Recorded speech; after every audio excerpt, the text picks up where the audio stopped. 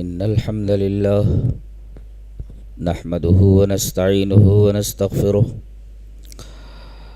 ونعوذ بالله من شرور أنفسنا ومن سيئات أعمالنا من يهده الله فلا مضل له ومن يضلل فلا هادي له وأشهد أن لا إله إلا الله وحده لا شريك له وأشهد أن محمدا عبده ورسوله يا أيها الذين آمنوا اتقوا الله حق تقاته ولا تموتن إلا وأنتم مسلمون يا أيها الناس اتقوا ربكم الذي خلقكم من نفس واحدة وخلق منها زوجها وبث منهما رجالا كثيرا ونساء واتقوا الله الذي تساءلون به والأرحام إن الله كان عليكم رقيبا يا أيها الذين آمنوا اتقوا الله وقولوا قولا سديدا يصلح لكم أعمالكم ويغفر لكم ذنوبكم ومن يطع الله ورسوله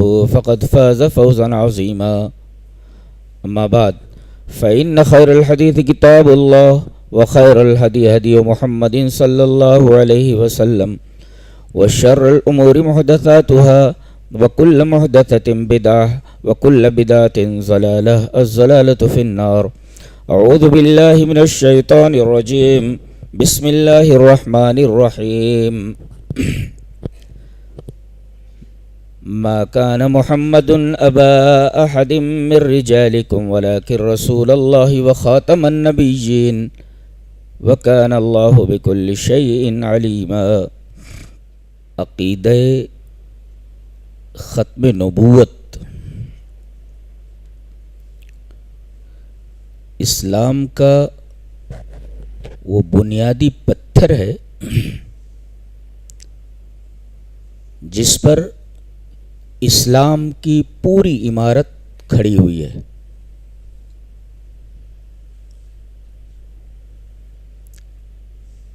اگر اس پتھر کو نکال دیا جائے تو اسلام کی پوری عمارت دھڑام سے نیچے آ گرے گی. یہی وجہ ہے کہ قرآن حکیم میں تقریباً 100 سے زائد آیات ایسی ہیں جو صراحتاً، اشارتاً، کنایتاً اس عقیدے کا اس بات کرتی ہیں، اور سینکڑوں احادیث رسول اس عقیدے کی وضاحت کرتی ہیں. خطبہ مسنونہ کے بعد میں نے جو آیت کریمہ پڑھی ہے وہ سورہ احزاب کی ہے. اس میں ایک ترکیب آئی ہے کہ رسول اللہ صلی اللہ علیہ وسلم خاتم النبیین ہے.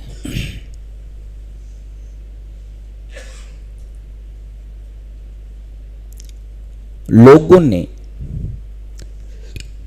اس ترکیب کی غلط ترکیب اور غلط تشریح کر کے نبی کریم صلی اللہ علیہ وسلم کے بعد بھی نبوت کے دروازے کو کھولنے کی کوشش ناروا کی ہے، لیکن وہ اپنے اس مقصد میں کامیاب نہ ہو سکے. میں یہ کہتا ہوں کہ خاتم النبیین کی تفسیر آپ کریں گے؟ خاتم النبیین کی تفسیر کس کی معتبر ہوگی، آپ کی کیا نبی کی؟ ظاہر ہے کہ خاتم النبیین کی تفسیر وہی معتبر ہوگی جو تفسیر نبی نے کیا ہے. نبی نے خاتم النبیین کی تفسیر کیا کی ہے؟ ایک حدیث دیکھیں. حدیث اس طرح: वानी ज़ुहरी समया मुहम्मद इब्न जुबैर इब्न मुतइम अन अबीही अन्न नबी सल्लल्लाहु अलैहि वसल्लम क़ाल अना मुहम्मदुन व अना अहमदु व अनल माही अल्लज़ी युम्हा बियल कुफ्रु व अनल हाशिरु अल्लज़ी युहशरु अन्नासु अला अक़िबी व अनल आक़िबु वल आक़िबु अल्लज़ी लैसा बअदहु नबिय्युन रवाहु मुस्लिम फ़ी किताबिल फ़ज़ाइल। इमाम मुस्लिम रहमहुल्लाह मुस्लिम शरीफ किताबुल फ़ज़ाइल के अंदर ये रिवायत इन्हीं लफ्ज़ों में लाए हैं। मैंने मिन वान वो पूरी रिवायत पढ़ दी है। जुबैर इब्न मुतइम अन अबी कि नबी करीम सल्लल्लाहु अलैहि वसल्लम ने इरशाद फरमाया कि मेरा एक नाम मोहम्मद है सल्लल्लाहु अलैहि वसल्लम और एक नाम अहमद है। अना मुहम्मदुन व अना अहमदु, ये तो मेरा नाम है। और मेरी सिफात क्या है? व अनल माही, माही का मतलब होता है इरेज़र। वो बच्चे जब ब्लैक बोर्ड पर या तख्ती पर कोई गलत लफ्ज़ लिख देते हैं तो वो जो रबड़ होता है जिसके ज़रिए उस लिखी हुई चीज़ को मिटा दिया जाता है उसको इरेज़र कहते हैं। माही का मतलब होता है महव करना, इरेज़ करना। व अनल माही अल्लज़ी युम्हा बियल कुफ्रु, मैं माही हूँ, मेरे ज़रिए कुफ्र को मिटा दिया जाएगा। व अनल हाशिर, और मैं जमा करने वाला हूँ। क्या मतलब? जमा करने वाला हूँ, लोग मेरे एड़ियों पर जमा किए जाएंगे। एड़ियों पर जमा किए जाने का मतलब यह है कि जब लोग सूर फूंके जाने के बाद उठाए जाएंगे तो सबसे पहले मेरी कब्र फटेगी और मैं अपनी कब्र से निकलूँगा, मैं आगे आगे जाऊँगा। दुनिया के तमाम लोग अव्वलीन और आखिरीन सब मेरे पीछे होंगे और एड़ी पीछे होती है, तो मैं जमा करने वाला हूँ, आगे जाऊँगा, सारे लोग मेरे पीछे आएंगे। व अनल हाशिरु अल्लज़ी युहशरु अन्नासु अला अक़िबी, सबसे पहले मैं अपनी कब्र से निकलूँगा और कब्र फटेगी। इससे पता चलता है कि सूर फूंके जाने से पहले, क़यामत से पहले नबी करीम सल्लल्लाहु अलैहि वसल्लम की कब्र फटने का सवाल ही पैदा नहीं होता कि वहाँ से कोई हाथ निकले किसी से सलाम करने के लिए वगैरह वगैरह। और आखिरी सिफत नबी करीम सल्लल्लाहु अलैहि वसल्लम ने अपनी इस हदीस में ये बयान फरमाई, व अनल आकिब, और मेरी एक सिफत आकिब है। और फिर आकिब की तफसीर आपने फरमाई, वल आकिबु अल्लज़ी लैसा बअदहु नबिय्युन, कि आकिब उसे कहते हैं जिसके बाद कोई नबी ना हो। और नहव का, अरबी ग्रामर का एक कायदा है कि अगर नकेरा तहतन नफ़ी आए तो उमूम का फ़ायदा देता है। अब देखिए यहाँ लैसा, लैसा माने नहीं, और नबीयुन ये कॉमन नाउन है, नकेरा है। और कॉमन नाउन यानी नकेरा अगर नफ़ी के बाद आए तो उमूम का फ़ायदा देता है। उमूम का फ़ायदा ये दिया उसने कि मेरे बाद कोई भी नबी आने वाला नहीं, यह मतलब है इसका। तो आपने आकिब अपनी सिफत बताई और ख़ुद आकिब की तफसीर फरमाई कि मेरे बाद नबी आने वाला नहीं। और नकेरा तहतन नफ़ी आया जो यह दलालत करता है, जो ये बताता है कि कोई भी नबी आने वाला नहीं। लैसा बअदहु नबिय्युन, कोई भी नबी आने वाला है, न ज़िल्ली, न बुरूज़ी, न असली, न नकली, न जाली, कोई आने वाला नहीं है। कोई नबी आने वाला ही नहीं है जी। ये तो ओरल है, ओरल। उस्ताद जो होता है किसी मुश्किल मसले को समझाना चाहता है तो पहले ओरली उसको स्टूडेंट्स के सामने पेश करता है। 1/2 + 1/4 कितना हुआ? ये जो नीचे जो आदाद हैं इनका जो वज़ाफ़ा का एलसीएम निकाल लिया जाए, फिर ऐसा ऐसा किया जाए, ऐसा ओरल बताता है।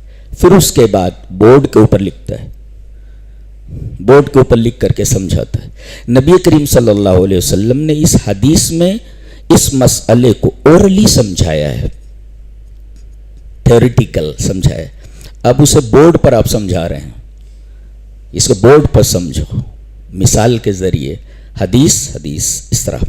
وعن جابر بن عبد اللہ رضی اللہ تعالی عنہ قال قال رسول اللہ صلی اللہ علیہ وسلم مثلی ومثل الانبیاء کمثل رجل بنا دارا فاکملها واحسنها الا موضع لبنة فکان من دخلها ونظر الیها قال ما احسنها الا موضع هذه اللبنة فانا موضع اللبنة ختم بي الانبیاء. رواه الطیالسی فی مسند ابی داود ورواہ الطبرانی فی المعجم الکبیر.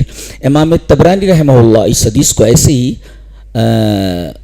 معجم کبیر کے اندر لائے ہیں، اور امام طیالسی اپنی مسند ابو داود کے اندر یہ روایت اسی طرح لائے ہیں. اور راوی جیسا کہ معلوم ہوا حضرت جابر بن عبداللہ ہیں. حضرت جابر بن عبداللہ فرماتے ہیں کہ رسول اکرم صلی اللہ علیہ وسلم نے فرمایا میری مثال اور تمام انبیاء کی مثال. دیکھیں مثال کے ذریعے اسے سمجھایا جا رہا ہے، یعنی بورڈ پر سمجھایا جا رہا ہے جی کہ اچھی طرح سمجھ لو. مثال کب دی جاتی ہے؟ جب طلبہ کو، اسٹوڈنٹس کو کسی مسئلے کو اچھی طرح سمجھانا ہو کہ اس کو اچھی طرح گریسپ کرو، اسے ذہن نشین کرو، یہ مثال ہے. تو مثلی و مثل الانبیاء، میری مثال اور مجھ سے پہلے جتنے انبیاء گزرے ہیں ان کی مثال کیسی ہے؟ کمثل رجل، اس آدمی کی مثال ہے، اس آدمی کی طرح ہے. بنا دارن، ہی بلٹ اے بلڈنگ، جس نے ایک گھر بنایا، ایک گھر بنایا اس نے. اور فاکملھا، پورا گھر بنایا، بالکل مکمل ہے، مکمل ہے. وَأَحْسَنَهَا، اور بہت ہی حسین بنایا ہے. فَأَكْمَلَهَا، بالکل گھر کامل اور مکمل ہے اور بہت ہی حسین بنایا ہے. ایک ہوتا ہے گھر کو مکمل کرنا، جیسے پورا اسٹرکچر ہے، آپ نے پورا اسٹرکچر صحیح سے بلڈ کر لیا. پھر احسنہا، احسنہ کا مطلب یہ ہے کہ آپ نے رنگ و روغن کیا، اس کو پینٹ کیا اس کو. اس طرح بلڈنگ کامل بھی ہے اور حسین بھی ہے. فَأَكْمَلَهَا وَأَحْسَنَهَا، بلڈنگ کامل ہے، بالکل کمپلیٹ. اکمال کا مطلب ٹو کمپلیٹ، تو کمپلیٹ ہے پوری building. وَأَحْسَنَهَا and also made it beautiful، اور اس کو بہت خوبصورت بنایا اس نے. وَأَحْسَنَهَا إِلَّا مَوْضِعَ لِبْنَةٍ، عمارت مکمل ہے اور بہت ہی حسین ہے، پینٹڈ ہے پوری، لیکن ایک اینٹ وہاں نہیں ہے، ایک اینٹ کی جگہ خالی ہے. لبنہ کہتے ہیں اینٹ کو، اینٹ، ایک اینٹ کو، ایک اینٹ کی جگہ خالی ہے. فَكَانَ مَنْ دَخَلَهَا وَنَظَرَ إِلَيْهَا، جو بھی داخل ہوتا اس بلڈنگ میں، بلایا اس نے، ارے میں نے بہت اچھا گھر بنایا، آؤ میرا گھر دیکھو. اب جو آدمی داخل ہو رہا ہے، فَكَانَ مَنْ دَخَلَهَا وَنَظَرَ إِلَيْهَا، جو بھی اس گھر میں داخل ہوتا اور دیکھتا تو کہتا مَا أَحْسَنَهَا، کتنا حسین مکان ہے. إِلَّا مَوْضِعَ لِبْنَةٍ، لیکن یہ اینٹ ایک جو یہاں لگی نہیں ہے، پورا گھر خراب دکھتا ہے، گھر مکمل نہیں ہے، گھر مکمل نہیں ہے. ما احسنها، گھر بڑا حسین ہے. الا موضع لبنۃ، الا موضع هذه اللبنہ، یہ جو ہے اینٹ جو ہے یہاں نہیں ہے، اینٹ کی جو جگہ ہے وہ نہ ہوتی تو کمپلیٹ تھا. نبی نے آخر میں فرمایا فَأَنَا مَوْضِعٌ لِبْنَتِي، میں وہ اینٹ کی جگہ ہوں. ختم بی الانبیاء، جب میں آیا تو میں اینٹ ہوں وہی، اور مجھے اس جگہ لگا دیا گیا. اب یہ پوری کی پوری بلڈنگ مکمل ہے. کتنی شاندار تمثیل ہے، ایک نبی ہی دے سکتا ہے، ایک نبی ہی دے سکتا ہے. ایک اینٹ کی کمی ہے اور وہ اینٹ میں ہوں، اور میں نے جب اس کے اندر اپنے آپ کو داخل کیا تو یہ بلڈنگ مکمل ہو گئی. بلڈنگ مکمل ہو، انکمپلیٹ تھی، اب کمپلیٹ ہوئی، اور خوبصورتی اس کی ختم ہو رہی تھی اسی ایک اینٹ کے نہ ہونے کی وجہ سے، اب وہ خوبصورت بھی ہو گئی۔ اب اعتراض کی گنجائش بھی نہیں رہی، کوئی دیکھنے والا یہ کہے ارے سب کچھ ہے مگر ایک اینٹ نہیں ہے۔ تو نبی کریم صلی اللہ علیہ وسلم نے فرمایا کہ میں وہ اینٹ ہوں جو بلڈنگ کو کمپلیٹ کرتا ہے جی۔ تو تمام انبیاء کرام یہ اینٹ کی طرح ہیں، پوری عمارت دین کو مکمل کرتے ہیں وہ، اور پھر آخر میں ایک اینٹ رہ جاتی ہے، وہ میں ہوں، اور مجھے اس جگہ لگا دیا جاتا ہے۔ آخر میں اس کی تشریح خود فرمائی، ختم بی الانبیاء، میرے ذریعے تمام انبیاء کرام کو ختم کر دیا گیا جی جی سب کلاس۔ نبی کریم صلی اللہ علیہ وسلم نے اس حدیث پاک میں مثال دے کر کے ایگزامپل سے سمجھایا ہے کہ جو عمارت انکمپلیٹ تھی، میں آخری اینٹ ہوں جس نے آ کر کے اس عمارت کو کمپلیٹ کیا ہے۔ اب جب کمپلیٹ ہو گئی، کوئی چیز کمپلیٹ ہو جائے تو پھر اس کے اندر نہ کوئی چیز نکال سکتے، نہ بڑھا سکتے، نہ گھٹا سکتے۔ اگر نکال دیے تب بھی خراب دکھے گی، اور اگر بڑھا دیے تب بھی خراب دکھے گی۔ ایک ناک کی جگہ ایک ناک اور لگا دو تو کیسے لگے گی؟ ایک دو آنکھیں ہیں، ایک تیسری آنکھ یہاں لگا دی، آدمی کیسا دکھے گا؟ تو گویا کہ جو چیز کمپلیٹ ہو جاتی ہے نہ گھٹا سکتے نہ بڑھا سکتے ہیں۔ اس کا مطلب ہے دین مکمل ہو گیا، اب اس کے بعد آنے والا کوئی نبی نہیں۔ اللہ، یہ سمجھایا گیا ہے۔ تو وہ حدیث تھیریٹیکل ہے اور یہ پریکٹیکل ہے، ایگزامپل کے ذریعے سمجھایا گیا کہ اب میرے بعد کوئی نبی آنے والا نہیں۔ جی جی، ہمارا اسلام کتنا کامل اور مکمل ہے، کہیں تل رکھنے کی جگہ نہیں ہے، کہیں کوئی انگشت اعتراض اٹھا سکے کہ یہاں یہ کمی ہے۔ جی جی،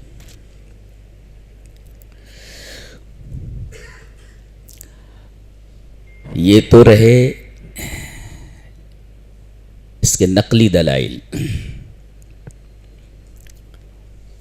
عقلی دلیل یہ ہے کہ آسمان ہدایت پورا کا پورا خالی تھا، کچھ نہیں تھا، آسمان ہے خالی ہے، پھر ایک ستارہ چمکتا ہے، ایک ستارہ آیا آسمان ہدایت پر چمکا، یہ حضرت آدم علیہ السلام جی۔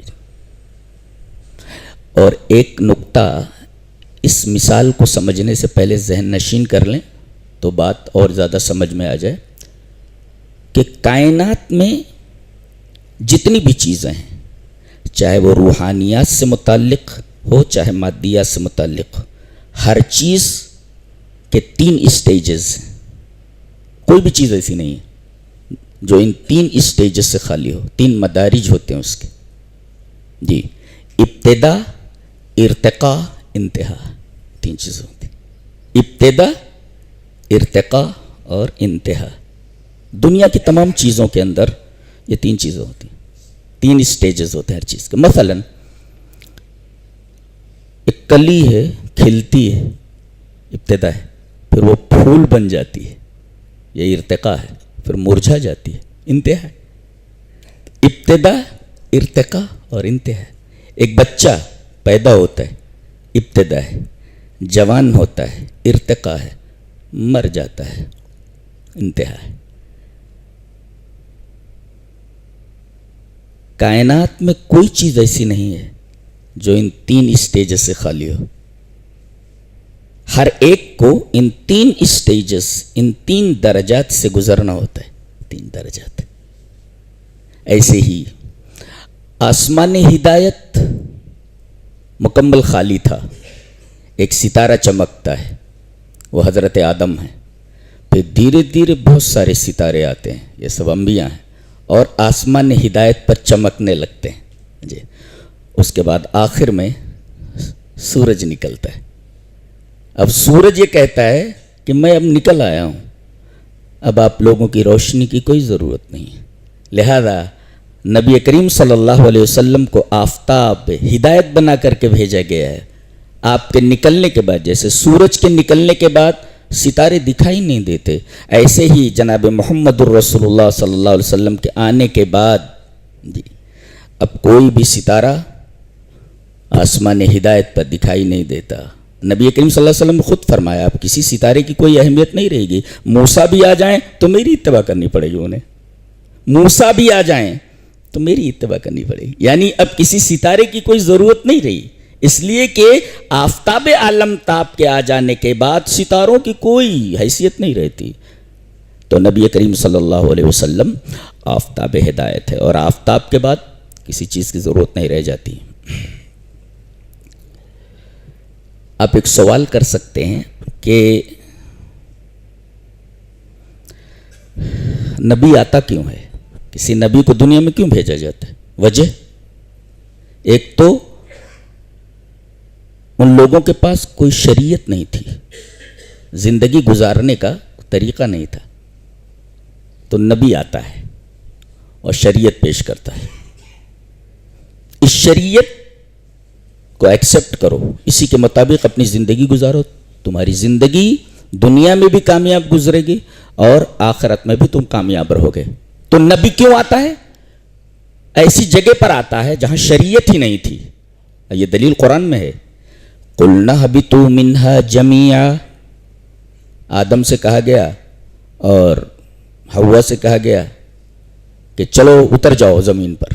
قُلْنَا اهْبِطُوا مِنْهَا جَمِيعًا فَإِمَّا يَأْتِيَنَّكُم مِّنِّي هُدًى، میری طرف سے تمہارے پاس ہدایت آئے گی۔ جی دیکھو شریعت نہیں ہے، پھر زندگی گزارنے کے لیے اللہ تبارک و تعالیٰ نے ہدایت بھیجی، اور شریعت ہے ہی نہیں نا۔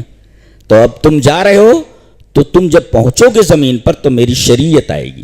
تو جہاں شریعت نہیں ہوتی وہاں پر نبی بھیجا جاتا ہے شریعت لے کر کے۔ اچھا، اور نبی کیوں بھیجا جاتا ہے؟ ایک وجہ اور بھی ہے، جب شریعت میں تحریف ہو جائے، جی جب اللہ تبارک و تعالیٰ کی بھیجی ہوئی شریعت، اس کے جو قوانین ہیں وہ بدل دیے جائیں، لوگ اپنی خواہشات سے اس کے اندر ترمیم کر دیں، جس کو تحریف کہتے ہیں، جی تحریف کرتے ہیں۔ جو جب بھیجی ہوئی شریعت کے اندر تحریف ہو جائے، صحیح کیا ہے غلط کیا ہے، لوگوں نے حلال کو حرام، حرام کو حلال کر دیا، جی تب نبی بھیجا جاتا ہے کہ یہ جو شریعت دی گئی تھی اس کے اندر تم نے یہ گڑبڑیاں کی ہیں، جی یہ تحریفات ہوئی ہیں، لہذا اس کو صحیح کرو۔ تو نبی دو وجہوں سے بھیجا جاتا ہے، شریعت نہیں تھی تو شریعت لے کر آتا ہے۔ اچھا، ایک وجہ اور ہے، شریعت دی گئی مگر شریعت میں تحریفات ہو گئیں، حلال حرام کا پہچاننا مشکل ہو گیا، تب نبی بھیجا جاتا اور وہ بتاتا ہے کہ یہاں یہ چیز گڑبڑ ہے، یہ چیز صحیح ہے، غلط ہے، جی اس وجہ سے بھیجا جاتا ہے۔ اب بتاؤ، نبی کریم صلی اللہ علیہ وسلم کو آخر میں بھیجا گیا، غور سے کیوں؟ اس لیے کہ آپ سے پہلے جتنی بھی شریعتیں تھیں سب محرف ہو چکی۔ حضرت موسیٰ علیہ السلام کا دین محرف، عیسیٰ علیہ السلام کا دین محرف، جتنے انبیاء کرام آئے سارے کے سارے انبیاء کرام کی لائی ہوئی شریعتیں محرف ہو گئیں۔ اب آخر میں نبی کریم صلی اللہ علیہ وسلم کو بھیجا گیا اور آپ کی لائی ہوئی شریعت کو محفوظ کر دیا گیا۔ جی اب اس کے اندر کوئی گڑبڑی ہونے والی نہیں۔ اِنَّا نَحْنُ نَزَّلْنَا الذِّكْرَ وَإِنَّا لَهُ لَحَافِظُونَ، یہی نہیں کہ ہم نے اپنے نبی کو جو قانون دیا وہ قانون محفوظ ہے، بلکہ قیامت تک ہم اس کی حفاظت کرنے والے ہیں۔ جی وَإِنَّا لَهُ لَحَافِظُونَ۔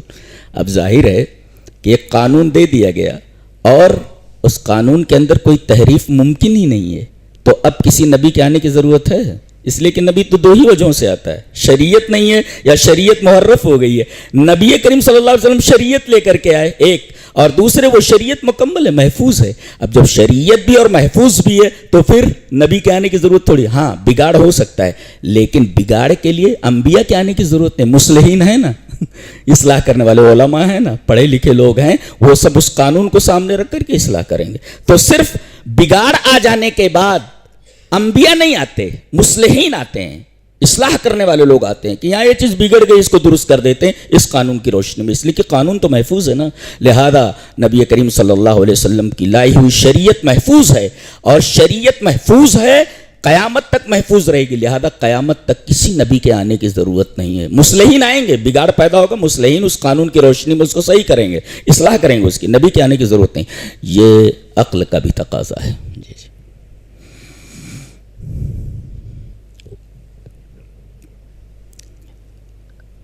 اب جو خطبے میں سننے کے بعد جو میں نے آیت کریمہ پڑھی ہے, ذرا ایک نظر اس پر ڈال لیتے ہیں. بڑی باریک بات ہے. ما کان محمد, یہاں محمد کیوں کہا گیا؟ نبی کریم صلی اللہ علیہ وسلم کا نام کیوں لایا گیا؟ وجہ, ہر جگہ نبی ہے, ہر جگہ رسول ہے. یا ایھا المزمل ان اللہ وملائکتہ یصلون علی النبی, علی محمد نے, علی النبی, تو یہاں محمد کیوں لایا گیا؟ جواب اس کا یہ ہے کہ نبی کریم صلی اللہ علیہ وسلم نے حضرت زید ابن حارثہ کو اپنا بیٹا بنا لیا تھا, جس کو لے پالک کہتے ہیں. بیٹا کسی کا ہو اور آپ اسے گود لے لیں, تو نبی کریم صلی اللہ علیہ وسلم نے ان کو اپنا بیٹا بنا لیا تھا.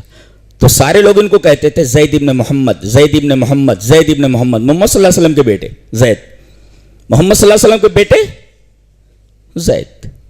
اللہ تبارک و تعالی نے آیت اتاری, ادعوہم لآبائہم, لوگوں کو ان کے باپ کے نام سے پکارو. یہ محمد تمہارے باپ نہیں ہے, تمہارے باپ تو حارثہ ہیں. تو ما کان محمد, نبی کا نام لے کر کے بتایا گیا کہ تم ان کو زید ابن محمد کہتے ہو, صحیح نہیں ہے یہ. جی, تو اس وجہ سے نام لایا گیا زید ابن محمد, محمد کے بیٹے زید. تو نام لایا گیا کہ محمد صلی اللہ علیہ وسلم تم میں سے کسی مرد کے باپ نہیں ہیں. جی ٹھیک, یہ کہا گیا. تو ما کان محمد ابا احد من رجالکم, مردوں میں سے کسی کے باپ نہیں ہیں. ہاں جی, یہاں باپ سے کیا مراد ہے؟ نسبی باپ نہیں ہے, خونی رشتہ نہیں. اور ولیکن رسول اللہ, لیکن اللہ کے رسول ہیں. باپ دو طریقے کے ہوتے ہیں. ایک باپ ہوتا ہے نسبی, خون کا رشتہ ہوتا ہے, اور ایک باپ ہوتا ہے روحانی. جی, خون کا رشتہ نہیں ہوتا لیکن روح کا رشتہ ہوتا ہے, اسلام کا رشتہ ہوتا ہے. تو نبی جو ہوتا ہے اس کا تعلق اپنے امتیوں کے ساتھ روح کا ہوتا ہے, وہ بھی باپ ہی بولا جاتا ہے اس کو. دلیل یہ حدیث پاک. وان ابی ہریرہ رضی اللہ تعالیٰ عنہ قال قال رسول اللہ صلی اللہ علیہ وسلم انما انا لکم مثل الوالد لولدہ اعلمکم اذا اتیتم الغائط فلا تستقبلوا القبلة ولا تستدبروها وامر بثلاثة احجار ونهى عن الروث والرمة ونهى ان يستتيب الرجل بيمينه رواه ابو داؤد فی کتاب الطہارہ.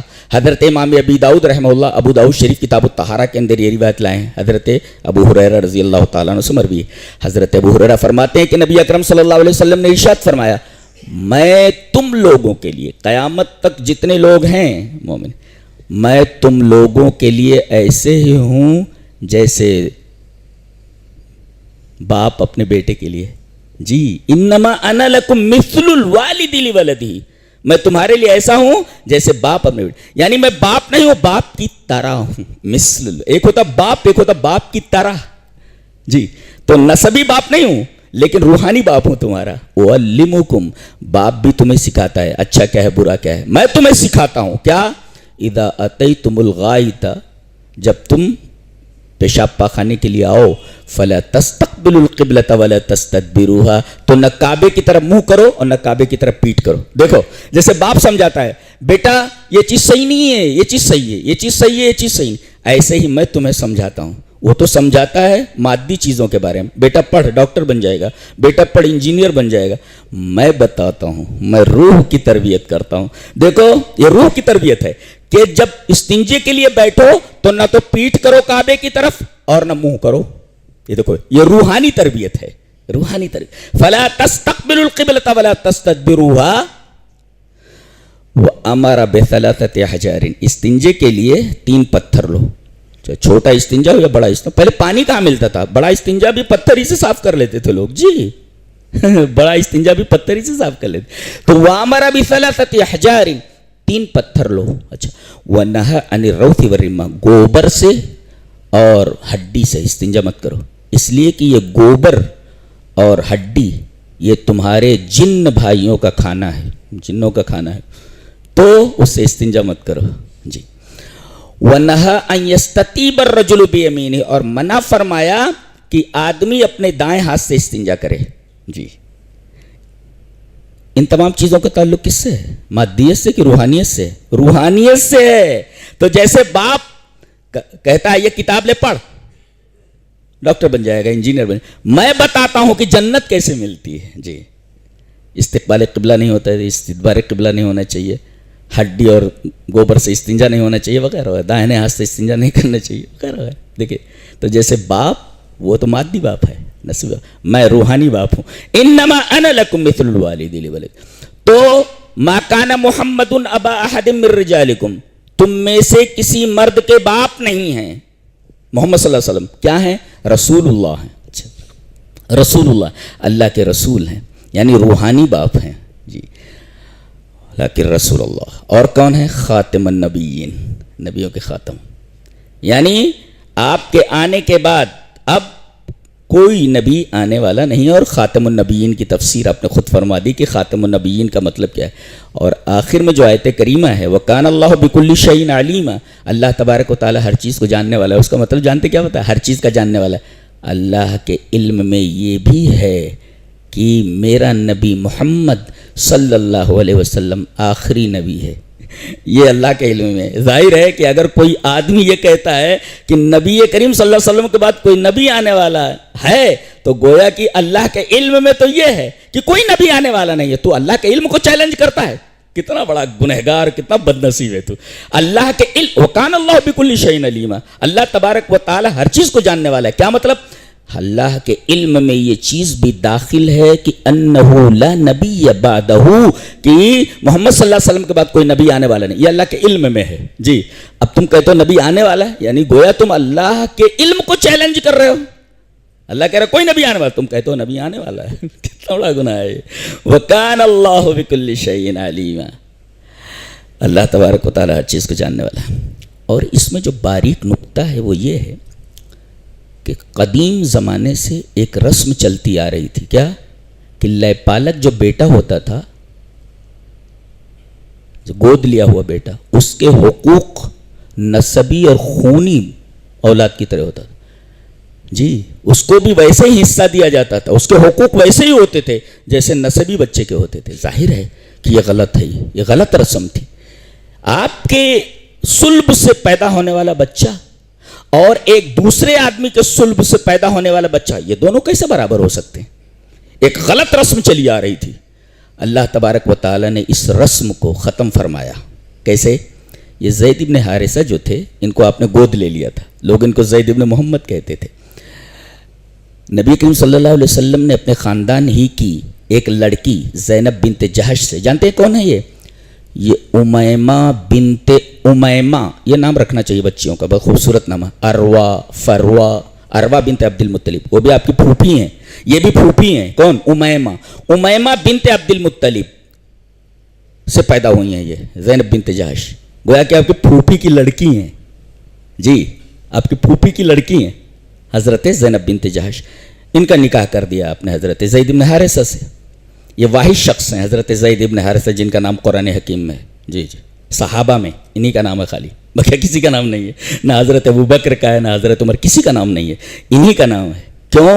اس لیے کہ ان کا نام ذکر کر کے ایک رسم مٹانی مقصود تھی، یہ ساتھ نام کو ہائی لائٹ کیا گیا کہ یہ ہیں فلما قضى زید بن، یہ واحد صحابی ہے جس کا نام قرآن حکیم میں، بقیہ کسی صحابی کا نام قرآن حکیم میں نہیں ہے جی۔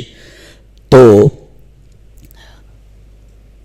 ان کا نکاح کر دیا آپ نے زینب بنت جہش اپنے پھوپھی کی لڑکی سے، لیکن نبھی نہیں، جمی نہیں، وہ خاندان قریش کی لڑکی ہیں وہ، اور کہاں ایک غلام کے بیٹے ہیں، کہاں جمنے والی، تو طلاق ہو گئی۔ طلاق ہونے کے بعد اللہ کا حکم ہوا آپ زینب بنت جہش سے نکاح کر لیں۔ ارے یہ تو ایسے ہو جائے گا کہ بہو سے نکاح کرنا، لیکن اللہ کا حکم تھا، نکاح کر لیا آپ نے۔ منافقین، مشرکین اور سب جن کے منہ میں جو آیا نبی کریم صلی اللہ علیہ وسلم کو بولا، ارے اپنی بہو کے ساتھ نکاح کر لیا اس نے، تزوج زوجۃ ابنہ، اپنے بیٹے کی بیوی سے نکاح کر لیا، اپنی بہو سے نکاح کر لیا۔ اللہ، نبی کریم صلی اللہ علیہ وسلم کتنا پریشان ہوئے ہوں گے، لیکن اللہ تبارک و تعالی نے آپ کے ذریعے اس رسم کو ختم فرمایا، اس لیے کہ کسی اور کے ذریعے ختم فرمایا جاتا تو اتنا اثر نہیں ہوتا تھا، ایک نبی کے ذریعے اس رسم کو ختم فرمایا گیا۔ یہ دلیل ہے اس بات کی کہ اب آپ کے بعد کوئی نبی آنے والا نہیں، اگر آپ کے بعد کوئی نبی آنے والا ہوتا تو اس کے ذریعے ختم کرایا جاتا اس رسم کو اس رسم کو ختم کر دیا گیا۔ یہ دلیل ہے اس بات کی کہ آپ کے بعد کوئی نبی آنے والا نہیں ہے، اس غلیظ رسم کو ختم کر دیا گیا نبی کے ہاتھوں۔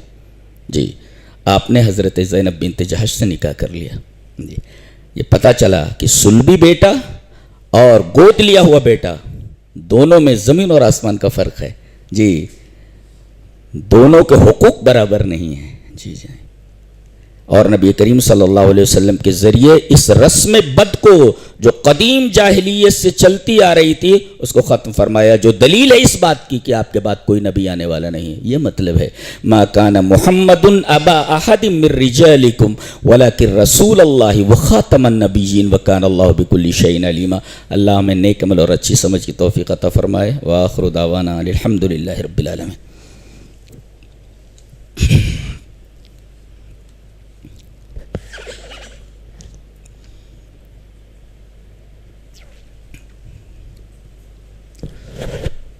إن الحمد لله نحمده ونستعينه ونستغفره ونعوذ بالله من شرور أنفسنا ومن سيئات أعمالنا من يهده الله فلا مضل له ومن يضلل فلا هادي له وأشهد أن لا إله إلا الله وحده لا شريك له وأشهد أن محمدا عبده ورسوله يا أيها الذين آمنوا اتقوا الله حق تقاته ولا تموتن إلا وأنتم مسلمون يا أيها الناس اتقوا ربكم الذي خلقكم من نفس واحدة وخلق منها زوجها وبث منهما رجالا كثيرا ونساء واتقوا الله الذي تساءلون به والأرحام إن الله كان عليكم رقيبا يا أيها الذين آمنوا اتقوا الله وقولوا قولا سديدا يصلح لكم أعمالكم ويغفر لكم ذنوبكم ومن يطع الله ورسوله فقد فاز فوزا عظيما۔